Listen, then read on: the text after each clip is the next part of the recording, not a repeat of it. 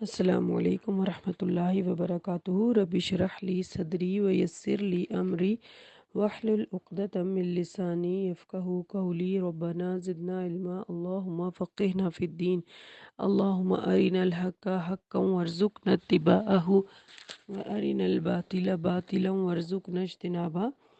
الحمدللہ سورہ ہود کمپلیٹ ہو چکی۔ آج ہم سورہ یوسف سٹارٹ کریں گے۔ سورہ یوسف جو ہے یہ مکی صورت ہے اور یہ بہت خاص صورت ہے۔ اسے احسن القصص کہا گیا، جیسے کہ اس کا یہ نام جو میں بتا رہی ہوں احسن القصص، اسی سورہ کی آیت نمبر 3 میں دہرایا گیا۔ اور احسن القصص اس لیے کہا گیا کہ یہ واحد واقعہ ہے یوسف علیہ السلام کا جو پوری صورت کی شکل میں قرآن پاک میں نازل کر دیا گیا۔ اور اس کے علاوہ جو عربک ٹیکس ہے اس کا، یعنی جو الفاظ ہیں وہ سب سے زیادہ یونیک الفاظ جو ہیں اس سورہ یوسف کے اندر ہیں۔ سورہ یوسف جو ہے اس کا شان نزول میں یہ واقعہ آتا ہے کہ کفار مکہ نے یہود سے کہا کہ ہمیں کوئی ایسا سوال بتاؤ جو ہم اس پیغمبر یعنی نبی صلی اللہ علیہ وسلم سے پوچھیں اور اس کا جواب وہ نہ دے سکے۔ اس کا فائدہ یہ ہوگا کہ اس نبی کا سب بھرم کھل جائے گا، وہ جواب تو دے نہیں سکے گا پھر مہلت مانگے گا، اور اسی دوران وہ ادھر ادھر کی کچھ معلومات مہیا کرے گا جس کا علم ہو جانا جو ہے ہمیں خود پتہ لگ جائے گا کہ جو نبی ہے وہ ادھر ادھر سے علم حاصل کر رہا ہے۔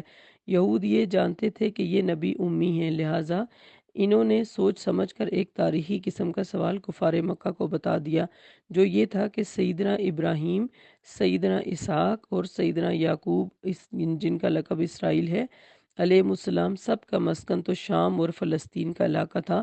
پھر بنی اسرائیل مصر میں کیسے جا پہنچے، جنہیں اہل مصر کی غلامی سے آزاد کرانے کے لیے سیدنا موسیٰ علیہ السلام مبعوث ہوئے تھے۔ جب کفار مکہ نے آپ صلی اللہ علیہ وسلم سے یہ سوال کیا تو اسی وقت یہ صورت پوری کی پوری نازل ہو گئی اور آپ صلی اللہ علیہ وسلم کی زبان سے مسلسل یہ صورت ادا ہوتی گئی۔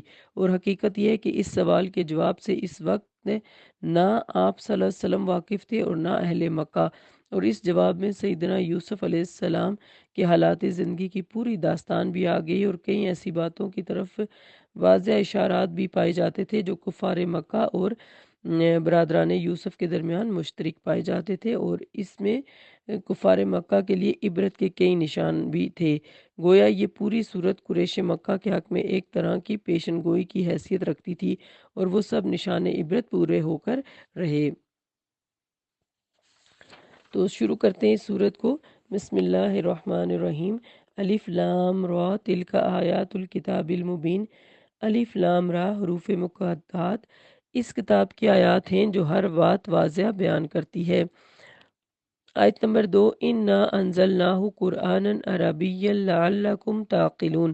ہم نے قرآن کو عربی زبان میں اس لیے نازل کیا تاکہ تم اسے سمجھ سکو، یعنی قرآن پاک کو عربی میں نازل کیا، اور اس کی وجہ کیا تھی؟ یعنی قرآن ساری دنیا کے لیے ہدایت کی کتاب ہے، لیکن چونکہ اس کے اولین مخاطب اہل عرب تھے اس لیے ضروری تھا کہ اسے عربی زبان میں نازل کیا جاتا تاکہ پہلے عرب اس کے مطالب کو خوب سمجھیں، پھر دوسرے لوگوں تک ان لوگوں کی زبان میں اسے پہنچائیں۔ اہل عجم و عربی زبان سیکھ جائیں، اس سے ایک نہایت اہم مسئلہ کی بھی وضاحت ہو جاتی ہے، جو یہ ہے کہ بالمعنی شرعی لحاظ سے قابل اعتبار چیز ہے، اور روایت بالمعنی کے بغیر ہرگز یہ ممکن نہیں تھا کہ قرآن کے جو مطالب ہیں ان کو دوسری زبانوں میں منتقل کیا جا سکتا۔ قرآن کی ایک صفت تو یہ ہے کہ وہ عربی زبان میں ہے، یعنی عربی زبان اتنی فصیح اور بلیغ زبان ہے کہ کم الفاظ میں بہت بڑی بات ادا کر دی جاتی ہے، اور دوسری بات یہ ہے کہ وہ اپنے سارے مطالب واضح الفاظ میں بیان کرتی ہے، یعنی ایسے مطالبے جن پر انسانی ہدایت کے لیے کسی عمل کی بنیاد رکھی جا سکے۔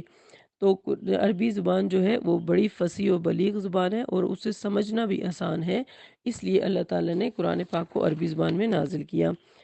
آیت نمبر 3، نحن نقص علیک احسن القصص بما اوحینا الیک ھذا القرآن وان کنت من قبلہ لمن الغافلین۔ اے نبی صلی اللہ علیہ وسلم، ہم اس قرآن کو آپ صلی اللہ علیہ وسلم کی طرف وحی کر کے ایک بڑا اچھا قصہ آپ سے بیان کرتے ہیں، اگرچہ اس سے بیشتر آپ صلی اللہ علیہ وسلم اس سے بے خبر تھے۔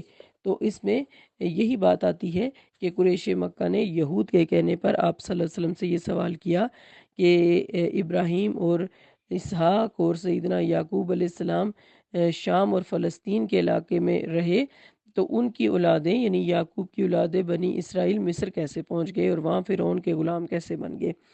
تو اس صورت کی شان نزول اور آپ صلی اللہ علیہ وسلم کی نبوت کا ثبوت یہ تھا، یعنی اس میں پہلی عبرت کی بات یہ ہے کہ آپ صلی اللہ علیہ وسلم نے فوراً ان کے سوال کا جواب دے دیا کہ یہ ثابت کر دیا کہ آپ صلی اللہ علیہ وسلم فی الواقع اللہ کے نبی ہیں، کیونکہ وہی الہی کے علاوہ آپ کے پاس معلومات کا کوئی اور سورس ہی نہیں تھا۔ لیکن پھر بھی یہ لوگ آپ صلی اللہ علیہ وسلم پر ایمان نہ لائے اور اپنی ہٹ درمی پر قائم رہے۔ دوسرا، قصہ یوسف بیان کرنے کی وجہ یہ تھی کہ قصہ یوسف اور قریش میں بہت زیادہ مماثلت تھی۔ جس طرح برادران یوسف نے اپنے بھائی کو قتل کرنے یا جلا وطن کرنے کا ارادہ اس لیے کیا کہ جو کانٹا ان کی راہ میں چبھ رہا ہے اسے راستے سے ہٹا کر اپنا راہ صاف کیا جائے، بالکل اسی طرح سے کفار مکہ نے بھی آپ صلی اللہ علیہ وسلم کو قتل کرنے یا جلا وطن کرنے کا ارادہ کیا تھا۔ اور پھر جو طریقے برادران یوسف نے یوسف علیہ السلام کو اپنی راستے سے ہٹانے کے لیے اختیار کیے تھے، انہی تدابیر کو اللہ نے سیدنا یوسف علیہ السلام کے عروج اور سربلندی کا ذریعہ بنا دیا۔ اسی طرح بالکل کفار مکہ نے بھی رسول اللہ صلی اللہ علیہ وسلم اور اسلام کو نیست و نابود کرنے کے لیے تدابیر اختیار کی، انہی سے اسلام کا عروج اور سربلندی حاصل ہوئی، اور یہی تدابیر کفار مکہ اور کفر کی موت کا سبب بن گئی۔ اور پھر اگلی وجہ یہ کہ جب اللہ تعالیٰ نے سیدنا یوسف علیہ السلام کو حکومت عطا فرمائی اور ان کے بھائی نادم اور شرمسار ان کی خدمت میں حاضر ہوئے، تو آپ صلی اللہ علیہ وسلم نے انہیں لا تثریب علیکم اليوم، یعنی یوسف علیہ السلام نے انہیں کہا کہ لا تثریب علیکم اليوم کہہ کر معاف کیا کہ آج کے دن تمہارے اوپر کوئی پکڑ نہیں۔ اسی طرح رسول اللہ صلی اللہ علیہ وسلم نے فتح مکہ کے بعد اپنے ان جانی دشمن بھائیوں کو بالکل یہی الفاظ کہہ کر معاف کر دیا، مزید یہ کہ انہیں جنگی قیدی بنانے کے بجائے تم سب کے سب آزاد ہو کہہ کر انہیں یہ محسوس تک نہ ہونے دیا کہ وہ مغلوب اور شکست خوردہ قوم ہے۔ اور اس تفسیر سے جو نہایت اہم سبق حاصل ہوتا ہے وہ یہ ہے کہ جس شخص کو اللہ سربلند کرنا چاہے، اس کے حاسد اور مخالف اسے مٹانے کی لاکھ کوششیں کریں، کارگر نہیں ہو سکتی۔ اللہ تعالیٰ ان تدبیروں کا رخ ایسے پھیر دیتا ہے کہ وہی تدبیریں اس شخص کی سربلندی کا ذریعہ بن جاتی ہیں۔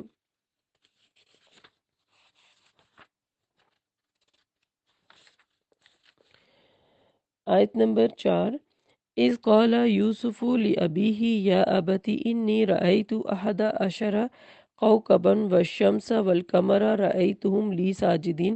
جب یوسف علیہ السلام نے اپنے باپ سے کہا، ابا جان، میں نے خواب میں دیکھا ہے کہ 11 ستارے اور سورج اور چاند مجھے سجدہ کر رہے ہیں۔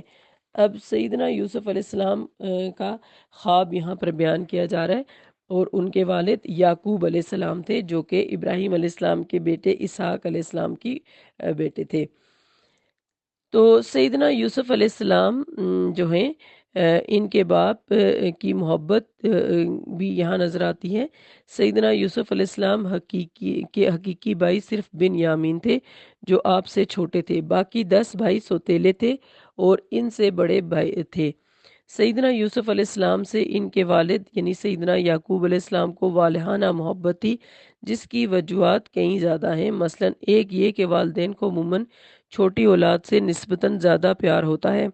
دوسرا، ان 2 بھائیوں کی والدہ فوت ہو چکی تھیں، اس لیے بھی ان کا زیادہ خیال رکھتے تھے۔ تیسرا، سیدنا یوسف علیہ السلام بہت خوبصورت اور حسین اور جمیل تھے۔ اور چوتھا یہ کہ آپ علیہ السلام سب بھائیوں کی نسبت نیک سیرت تھے۔ انہی وجوہات کی بنا پر آپ اپنے والد کی توجہ کا مرکز بنے ہوئے تھے، جس سے بڑے بھائی ان سے حسد کرنے لگے تھے۔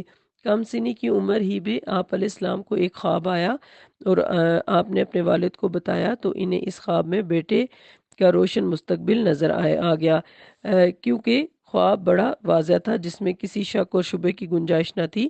11 ستاروں سے مراد 11 بھائی تھے، سورج سے مراد سیدنا یوسف علیہ السلام کے والد سیدنا یعقوب علیہ السلام، اور چاند سے مراد ان کی سوتیلی والدہ تھیں۔ اس میں ایک سجدہ تعظیمی والی بات بھی آتی ہے۔ رہی یہ بات کہ غیر اللہ کو سجدہ کرنا تو شرک ہے، پھر باپ نے جو نبی تھے اپنے بیٹے نے نبی تھے اور بیٹے نے جو نبی ہونے والے تھے اس بات کو درست کیسے کر لیا؟ اس کا جواب بعض علماء نے یہ دیا ہے کہ یہ سجدہ تعظیمی ہے جو پہلی شریعتوں میں تو جائز تھا، مگر ہماری شریعت محمدیہ میں ایسا تعظیمی سجدہ بھی حرام قرار دے دیا گیا، اور بعض علماء کے نزدیک یہاں سجدے سے مراد اصطلاحی سجدہ نہیں جو نماز میں ادا کیا جاتا ہے، بلکہ سجدے سے مراد محض جھک جانا ہے اور یہی اس کا لغوی معنی ہے۔ مگر اسی صورت کے آخر میں وَخَرُّوا لَهُ سُجَّدًا کے الفاظ آئے ہیں اور لفظ خرو سے پہلے قول ہی کی تصدیق ہو جاتی ہے۔ بہرحال جب یوسف علیہ السلام اپنے والد کو خواب سناتے ہیں تو آیت نمبر 5 کے اندر ان کے والد فرماتے ہیں قَالَ يَا بُنَيَّ لَا تَقْصُصْ رُؤْيَاكَ عَلَىٰ إِخْوَتِكَ فَيَكِيدُوا لَكَ كَيْدًا إِنَّ الشَّيْطَانَ لِلْإِنسَانِ عَدُوٌّ مُّبِينٌ۔ تو یعقوب علیہ السلام یعنی باپ نے کہا میرے بیٹے یہ خواب اپنے بھائیوں کو نہ بتانا ورنہ تمہارے لیے بری تدبیریں سوچنے لگیں گے، کیونکہ شیطان انسان کا سری دشمن ہے۔ تو سیدنا یعقوب علیہ السلام اپنے بیٹوں کے ان منفی قسم کے جذبات سے اچھی طرح واقف تھے، تو جو وہ سیدنا یوسف علیہ السلام کے متعلق رکھتے تھے، لہٰذا آپ علیہ السلام نے سیدنا یوسف علیہ السلام کو یہ تاکید کر دی کہ ایسا واضح خواب وہ اپنے بھائیوں کو نہ بتائیں ورنہ وہ حسد کے مارے جل بھون جائیں گے، اور ممکن ہے کہ وہ شیطان کی بھڑکانے پر سیدنا یوسف علیہ السلام کے حق میں بری تدبیر سوچنے لگیں، جیسا کہ بعد میں سیدنا یعقوب علیہ السلام کا اندیشہ بالکل درست ثابت ہوا، اور برادران یوسف نے اس سلسلے میں جو کرتوت کیے ان کا ذکر آگے آ رہا ہے۔ آیت نمبر 6 وَكَذَلِكَ يَجْتَبِيكَ رَبُّكَ وَيُعَلِّمُكَ مِن تَأْوِيلِ الْأَحَادِيثِ وَيُتِمُّ نِعْمَتَهُ عَلَيْكَ وَعَلَىٰ آلِ يَعْقُوبَ كَمَا أَتَمَّهَا عَلَىٰ أَبَوَيْكَ مِن قَبْلُ إِبْرَاهِيمَ وَإِسْحَاقَ إِنَّ رَبَّكَ عَلِيمٌ حَكِيمٌ۔ اسی طرح اس خواب کے مطابق تمہارا پروردگار تجھے دین کے لیے منتخب کرے گا، تمہیں باتوں کا انجام سکھائے گا اور تم پر اور آل یعقوب پر اپنی نعمت اسی طرح پوری کرے گا جیسے وہ اس سے پہلے تمہارے دو باپوں ابراہیم اور اسحاق علیہ السلام پر پوری کر چکا ہے۔ بلا شبہ تمہارا پروردگار سب کچھ جاننے والا اور حکمت والا ہے۔ تو سیدنا یوسف علیہ السلام کے خواب کے واضح نتائج کیا ہوئے کہ اس خواب سے سیدنا یعقوب علیہ السلام نے خود جو نتائج نکالے اور سیدنا یوسف علیہ السلام کو بتائے وہ یہ تھے کہ اللہ تعالیٰ سیدنا یوسف علیہ السلام سے اپنے دین کی خدمت کا کام لے گا اور انہیں تعویل الاحادیث سکھائے گا۔ تعویل الاحادیث سے مراد صرف خوابوں کی تعبیر ہی نہیں بلکہ ہر بات کے موقع اور محل کو سمجھنا اور معاملات کے نتائج کو فوراً پرکھ لینا، اللہ تعالیٰ کے ارشادات کے مضامین کی تہ تک پہنچ جانا وغیرہ سب کچھ شامل ہے۔ اور تیسرا یہ کہ اللہ انہیں اس نعمت نبوت سے فیضیاب فرمائے گا جو ان کے دو باپوں سیدنا اسحاق اور سیدنا ابراہیم علیہ السلام کو عطا کر چکا۔ اس مقام پر سیدنا یعقوب علیہ السلام نے عذرائے تواضع اور انکسار اپنا نام لینا مناسب نہ سمجھا، ورنہ آپ خود بھی جلیل القدر نبی تھے اور آپ کی اولاد ہی میں آئندہ سلسلہ نبوت جاری رہا، ماسوائے نبی آخر الزمان کے جو سیدنا اسماعیل علیہ السلام کی اولاد سے تھے۔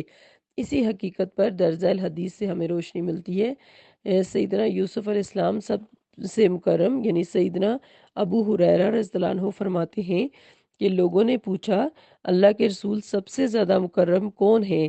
آپ صلی اللہ علیہ وسلم نے فرمایا جو سب سے زیادہ متقی ہے۔ انہوں نے کہا ہم یہ نہیں پوچھتے۔ پھر آپ صلی اللہ علیہ وسلم نے فرمایا یوسف علیہ السلام اللہ کے نبی کے بیٹے، اللہ کے نبی کے پوتے، اللہ کے خلیل کے پڑ پوتے سب سے زیادہ مکرم ہیں۔ یہ صحیح بخاری کی حدیث ہے۔ تو اس سے پتہ چلتا ہے کہ سیدنا یوسف علیہ السلام کو نبی صلی اللہ علیہ وسلم نے سب سے مکرم بتایا۔ تو بہت خوبصورت واقعہ ہے یوسف علیہ السلام کا۔ سورہ یوسف ہم شروع کر چکے ہیں الحمدللہ۔ آج ہم یہیں پر کلاس کا اختتام کرتے ہیں، انشاءاللہ آگے کا واقعہ ہم کل پڑھیں گے کہ سیدنا یوسف علیہ السلام نے کس طرح دین کے راستے میں مشکلات کو برداشت کیا اور کس طرح سے وہ سرخرو ہوئے۔ اللہ تعالیٰ ہم سب کو بھی یوسف علیہ السلام کی طرح اپنے دین کے کام کے لیے چنے اور ہم سے اپنے دین کا بہترین کام لے۔ آمین۔ اللہم وفقنا لما تحب و ترضى، اللہم انا نسألک الحسن الخاتمہ، آمین۔ سبحانک اللہم و بحمدک، نشہد ان لا الہ الا انت، نستغفرک و نتوب الیک۔ السلام علیکم ورحمۃ اللہ وبرکاتہ۔